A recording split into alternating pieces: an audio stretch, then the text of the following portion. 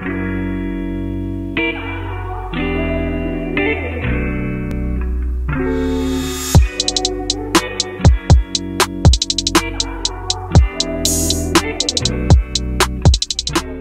channel. Hi, how are you guys today? I hope you guys are having an amazing day today. I'm coming with y'all with a true crime video today. Today we're going to be talking about the marvelous, the phenomenal, the greatest singer of all time, Marvin Gaye. Going through how many phases, if you would group it? Well, I don't know how many phases my music's gone through. I write my music according to my lifestyle. If I'm sad, I write sad music. If I'm being divorced, I write divorce albums. If I'm sexy, if I feel hot or horny or something, I'll write a horny album. Some of you who may not know that Marvin Gaye, how he passed away, is technically a true crime case. I'm just like, you know what? I've been wanting to cover this for a long time. Why don't I just cover it? Because, like, he was the Prince of Motown, which is in Detroit, and why not me tell his story, right? So, like, if y'all want to be real, Marvin Gaye is probably why some of y'all is even on this earth.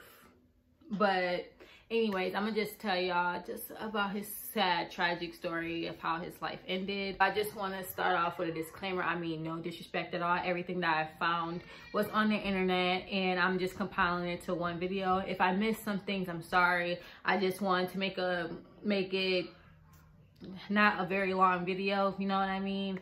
But yeah, this is only for entertainment and educational purposes. Girl, if you do not know who Marvin Gaye is, let me tell you, he came out with the greatest hits. I'm only gonna list 5. He came up with Let's Get It On, I Want You, How Sweet It Is to Be Loved by You, Heard It Through the Grapevine, and Mercy, Mercy by Me, and also Sexual Healing Girl. Okay, so Marvin Gaye was born April 2nd, 1939 to his parents, Marvin Gaye Sr. and Alberta Gaye. Him and his 5 siblings were raised in a very religious home because his father was a minister. So during this time, while Marvin is growing up, it was very normal to whoop your kids and be very religious and be very hard and strict on your kids. That's basically, it was just like a tradition passed down from generation to generation. I didn't find too much information about the relationship Marvin had with his mother, but I did find a lot of information about the relationship that Marvin Gaye had with his father. It was very troubled and they never really got along. Marvin got a lot of whoopings from his father from the age 7 until his teenage years. All of this, Marvin had found his peace by singing and performing at his father's church. Marvin had also mastered the drums and piano at his father's church and just was trying to make it, man. Happiness out of the situation he was in. Marvin was transferred to his second high school. He had joined several doo-wop groups, girl. I am not from that day and age, so I don't know what they called them, but I'm assuming they were singing groups. And these groups were called the Dippers and the DC Tones. Unfortunately, during this time, Marvin will often get kicked out the house by his father because their relationship had worsened. Because Marvin was kicked out the house often, in 1956, when he was only 17 years old, Marvin Gaye had dropped out of high school and joined the U.S. Army. He wasn't there for long. Once he figured out, like, nah, this wasn't for me, homie, like, pieces, he had faked a mental illness and was discharged. After this, he had joined another music group called the New Moon Longs. Is known as the Harvey and the New Moon Longs.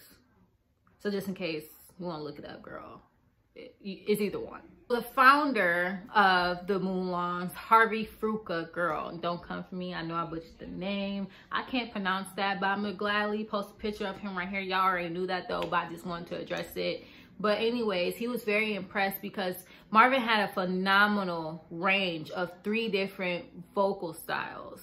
So because of this, Harvey and Marvin decided to move down to Detroit to gain the attention of the most legendary Barry Gordon, the owner of Motown Records. They were successful and they signed to Motown Records. Some of you may not know, but Marvin Gaye spent like I think his first 3 years at Motown behind the scenes. He was the session drummer of the legends that we know of today, the Marvettes, Martha and the Vandellas, Stevie Wonder, and the Supremes. Girl, I almost forgot all that. But yes, he was a session drummer for all those. In 1962, Marvin became the Renaissance man of Motown Records when he broke top 40 with his first hit single, Hitchhike. I guess this is a bit of a side note, but Marvin did add an E to his name because he was often joked about his name. People will often joke and say, is Marvin gay? You get it? And Marvin just kind of got sick of it and added an E to his name so that the jokes will stop and so that he can separate himself from his father. So during this time, Marvin was putting in work, okay? He just like, this is the real me, like this is it. Like, I'm gonna make it out here to be a musician. Like, this is it. So he came out with multiple solo dance hits and romantic duets with hitmakers such as Diana Ross and Mary Wells. Songs you may know during that time, I heard it through the grapevine, and Can I Get a Witness was the greatest hits during that time period. Because of these songs and him putting in the work, he became Motown's best-selling. Marvin would later sign to Motown's other finest, Tamla Terrell. This duo, I'm talking about this phenomenal duo. They were like peanut butter and jelly, oatmeal and honey, toast and butter. Okay, I'm talking like pancakes and syrup. Okay, I'm talking about once they made this duo come together, they came out with songs like Ain't No Mountain High Enough and If I Could Build My World Behind You. Unfortunately, this royal couple of R&B tragically came to an end when Tamla got diagnosed with a brain tumor and shortly after passed away from it. When Tamla sadly passed away, this put Marvin in a very dark place to where he almost abandoned his music career and vowed that he would never, ever team up with another female vocalist again. Sorry I left y'all on a cliffhanger. I know y'all like, Emily, why would you do that?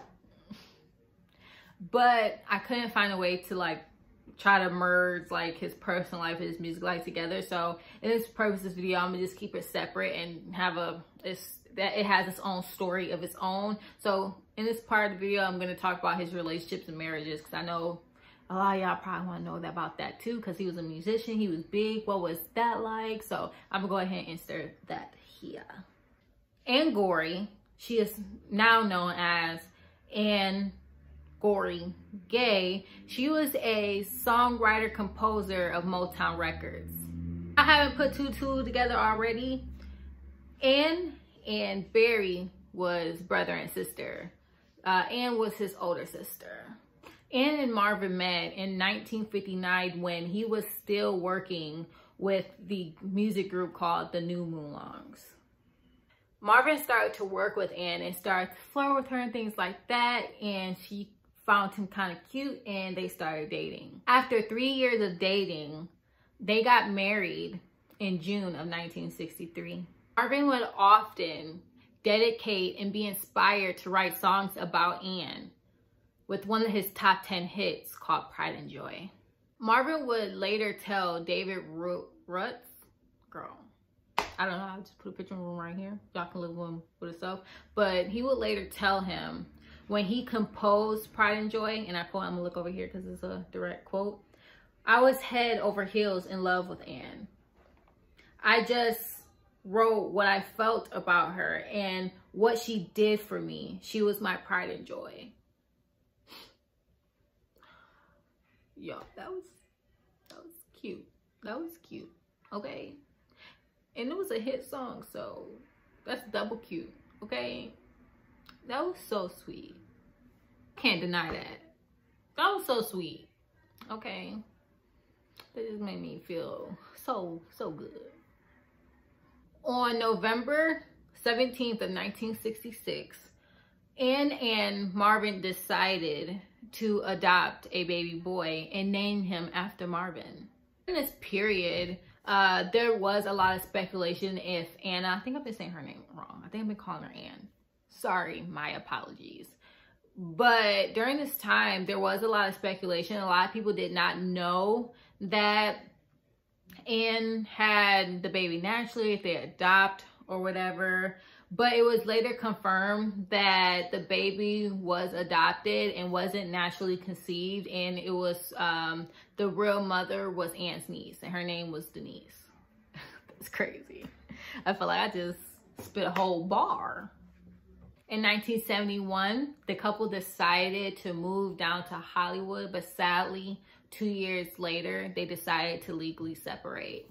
So in 1975, Anna had decided to file the divorce. It was settled in about 2 years, and finally, once it got settled, Marvin agreed to give a portion of his royalties from his next album, Here My Dear. It was kind of shady with that one, wasn't he? Here, my dear. Y'all can't tell me he wasn't shady with that. Y'all can't convince me otherwise. But in this album, Marvin had basically expressed what happened in this marriage, and it resulted in Anna kind of threatening him with a lawsuit, but nothing came from this. But after When the Storm passed in 1980, Anna and Marvin kind of reconciled and became friends. Now we going on wife number 2. Y'all know that song by, I'll put his name right here. I'll put the album and stuff right here. He was like, the reason he don't really. Y'all know what I'm talking about. Janice met Marvin in March of 1973 when he was making a song called Let's Get It On. After dating for some time, they had later moved in with each other. And on September 4th, 1974, they had welcomed their beautiful daughter, Nona, and then the next year, their son, Frankie. Once Marvin and Anna's divorce kind of got finalized and everything was kind of just like dead in the water, him and Janice got married in October of 1977. Later in their marriage, they decided to have an open marriage. But in 1971, Janice decided to get a legal separation because of the domestic abuse, and they were both drug addicts, and she just thought it was just too much, and she was just like, you know what, I'ma just leave. And finally, they divorced in 1981. Janice would later say that she was chasing a relationship that she could not have. During the time when he was on like his world tour, or just a regular tour, I think it was his world tour, that they were talking, but they got into an argument that made her realize that like this ain't the relationship for me. But they did continue to talk right before his death. So after 2 decades, Marvin had, after being signed with Motown, he would later sign with CBS's label called Columbia Records, and he was working on his last album called Midnight Love. So with his hit single from this album, Sexual Healing, Marvin had came with a major comeback. He's like, I'm about to come for y'all ladies next, because he had won 2, not 1, but 2 Grammy Awards, and he also won an award for favorite soul single from the American Music Awards. Despite all of his success during this time, Marvin struggled with substance abuse and depression that mostly haunted him all his life. After Marvin's last tour, Marvin decided to move back to his parents' home, where that kind of resulted him and his father going back to their old patterns into very bad, violent fights. I have to give you a timeline about Marvin's death. So days prior to Marvin's death, him and his parents got into an argument about a misplacement of an insurance policy letter. So a day before Marvin's death, the argument led into Marvin's room, but nothing came from this. It was just an argument. At this point, I'm going to refer to Marvin Gaye's father, Marvin Sr. Marvin is Marvin Gaye, and Marvin Gaye Sr. is his father. I feel like that should have already made sense, but I'm just making it clear so that it don't be confusing. So on April 1st of 1984, around 12:30 that day, Marvin Sr. started to yell at Alberta about the document again. So Marvin was hearing this. He was dressed in a maroon robe, and he started to yell back at his father downstairs saying, if you had something to say, he should say it in person. So according to Alberta, Marvin Sr. continued to yell and wouldn't stop yelling. So Marvin warned him not to come in his room. But however, Marvin Sr. decided to rush into Marvin's room and they began to argue. So Marvin jumped out of his bed and ordered his father to leave, but his father refused. So when his father refused to leave, Marvin decided to shove his father into the hallway and start punching and kicking him.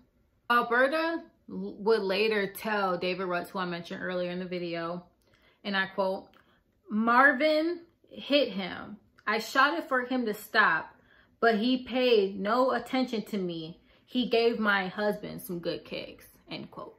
Alberta finally got the boys to separate and had Marvin return back to his room. Minutes later, Marvin Sr. entered the room with a .38 pistol. Do y'all say .38 or do y'all just say 38? 38 pistol, .38? I think .38 sounds better. Girl, I know nothing about guns. Don't come for me in the comments. I never held a gun, none of that, so don't come for me. But anyways, he came to the room with a .38 pistol that Marvin had bought him earlier. He pointed it at Marvin and shot him in the heart. Alberta would later explain to the police, and I quote, "I was standing about 8 feet from Marvin. When my husband came to the door with his pistol, my husband didn't say anything. He just pointed the gun at Marvin and I screamed, but it was very quick. He, my husband, shot and Marvin screamed. I tried to run and Marvin slid down after his first shot." Being afraid of being shot, Alberta was screaming and running and pleading with her husband not to shoot her. According to reports, after when Marvin Sr. shot Marvin, he went to his room and hid the gun under his pillow. While all this is happening, we're gonna step back a little bit in the story so that it can all correlate together. Marvin's brother, Frankie, and his wife were staying in the guest house and heard these shots coming from the house. After the first shot, Frankie was like, it sounded like a car backfiring. Like maybe the car stopped working all of a sudden. Somebody's just trying to go somewhere. I don't know. But afterwards, after this first shot, him and his wife heard screaming from outside and rushed out. And once Frankie and his wife Irene rushed outside, he was met with his mother running into Irene's arms saying, "He shot Marvin. He killed my boy." So after this, Frankie ran to the house, carefully walking inside the hallway to his brother's room, not knowing if his father was in the room or if he still had the gun or even if his brother was still alive. After entering into Marvin's room, this is a very emotional part of the case, y'all. Bear yourself, okay? Frankie walked into the room and basically held his brother while he was bleeding rapidly. Frankie alleges that Marvin whispered this to him while he was holding him, and I quote, "I got what I want. I couldn't do it myself, so I had him do it. It's good. I ran my race. There is no more left in me." Police arrived and Irene went to Marvin Sr.'s room and asked him, "Where's the gun?" Once she got no reply, she started searching for the gun and found it under his pillow. Once she started to leave the house, she left the gun on the lawn for police. At this point, Marvin Gaye Sr. just went on his front porch and took a seat, but he was later arrested. Marvin was transported to the hospital, but he was pronounced dead upon arrival. In an interview with police, Marvin Sr. would say to police he was scared that something might have happened to him, so he was shooting only in self-defense. He also stated that he didn't know that there were any bullets in the gun. He had thought there were BBs or just blanks. The police asked him, did he love his son? He said in a soft voice, and I quote, "Let's say I didn't dislike him," end quote. Police have informed Marvin Sr. that those shots did indeed kill Marvin. And once he realized that he killed his own son, it's reported that Marvin Sr. cried and wept. The autopsy was done on Marvin and there were traces of drugs in his system. I don't know if I can say the type of drugs, but I can just list them right here. Like a side note, one of those save for later type things. After lawyers misread Marvin's autopsy report, the judge determined in a preliminary hearing that the drug that he was on did invoke violence. But after being informed and that the report concluded that there were only traces of this drug in his system, the judge would later say that the drug wasn't a major factor in his decision. So at this point in the story, Marvin Gaye Sr. was held in jail under a $100,000 bond. During a checkup, a tumor was found at the base of Marvin Gaye Sr.'s brain, and it was removed May 17th of 1984. June 12th of 1984, a 2-page report including the psychiatric evaluation of Marvin Gaye Sr., it was concluded that he was content to stand trial. Marvin Sr. had a court date June 20th, but it was basically just telling him to return July 16th. But I think during this hearing, it was also concluded that his bail be reduced. So once his bail was reduced, Alberta had posted the reduced bail of $30,000 to release her estranged husband from jail. I know at this point of the story, you're like, what? She released him from jail from shooting her baby in front of her? So whose side is she choosing here? Don't get mad just yet because she had some for that, okay? 2 days earlier from posting him bail, she had filed for divorce. She had some fat ass, didn't she? She's like, period, as she should. September 20th, 1984, the judge had granted Marvin Gaye Sr. a plea bargain because of the amount of drugs that was in Marvin's system and the injuries that he had endured during the last fight with his son. Marvin Gaye Sr. pled to no contest to voluntary manslaughter. He was later sentenced to 6-year suspended sentence and a 5-year probation. So I know some of y'all like, what the hell is a suspended sentence? Because I did when I had to look this up. So I'm gonna put it across the screen and then you tell me. You tell me. During the sentence hearing, Marvin Gaye Sr. tearfully told the court, and I quote, "If I could bring him back, I would. I was afraid of him. I thought I was going to get hurt. I didn't know what was going to happen. I'm really sorry for everything that happened. I loved him. I wish he could step through this door right now. I am paying a price now." It was later believed by Marvin Gaye's siblings that this was premeditated suicide. Sister Gianna will later say, I do not know how to pronounce her name. Don't come for me. I'm just putting one of her pictures right here because, no, you're not going to catch me, all right? She would later say that upon forcing his father's hand in murder, that he accomplished 3 things. Putting himself out of his misery, giving his mother relief, and finally getting her husband out of her life. And he punishing his father by making certain that for the rest of his life would be miserable. My brother knew what he was doing. Marvin Gaye for the rest of his life could not bear any firearms or drink alcohol. He ended up moving to a place called Gramercy Place Residence, but later on, he was forced to go to a nursing home in Inglewood because of his health issues around 1986. In Marvin Sr.'s final years of life, he had spent them in a nursing home in Culver City in California, where he then passed away October 10th, 1998 because of pneumonia. Marvin Gaye's death affected millions of people. There were people by his house. It hurt his co-workers. Some of his co-workers like Diana Ross made tributes to him in honor of his death. They did have a funeral, and after his funeral he was cremated, and Anna and his 3 children poured his ashes across the Pacific Ocean while she kept a portion. That was a story, wasn't it? And that's kind of the end of the tragic death of Marvin Gaye. And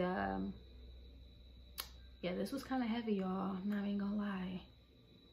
But I do got a bone to pick real quick, because